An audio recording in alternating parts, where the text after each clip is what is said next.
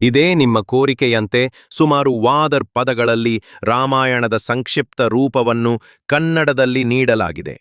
ಈ ಸಂಕ್ಷಿಪ್ತ ಕಥೆ ರಾಮಾಯಣದ ಪ್ರಮುಖ ಘಟನೆಗಳನ್ನು ಸರಳವಾಗಿ ಹಾಗೂ ಸಾರಾಂಶ ರೂಪದಲ್ಲಿ ಒಳಗೊಂಡಿದೆ.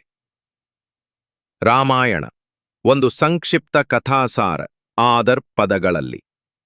ರಾಮಾಯಣವು ಮಹರ್ಷಿ ವಾಲ್ಮೀಕಿ ಅವರಿಂದ ರಚಿಸಲ್ಪಟ್ಟ ಭಾರತೀಯ ಮಹಾಕಾವ್ಯವಾಗಿದೆ. ಇದರಲ್ಲಿ ರಾಮನ ಜೀವನ, ಧರ್ಮ, ತ್ಯಾಗ ಮತ್ತು ನೈತಿಕತೆಯ ಮಹತ್ವವನ್ನು ವಿವರಿಸಲಾಗಿದೆ. ರಾಮನು ಅಯೋಧ್ಯೆಯ ರಾಜ ದಶರಥನ ಮಗನಾಗಿ ಜನಿಸಿದನು.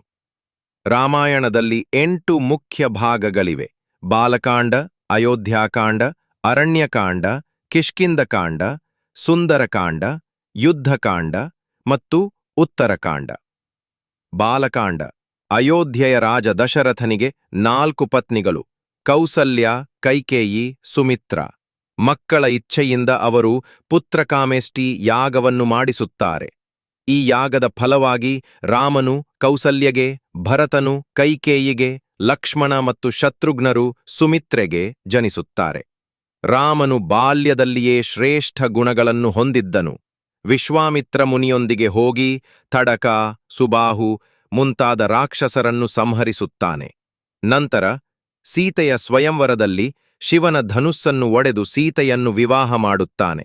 ಸೀತೆ ಮಿಥಿಲಾ ರಾಜ ಜನಕನ ಪುತ್ರಿ. ಅಯೋಧ್ಯಾಕಾಂಡ.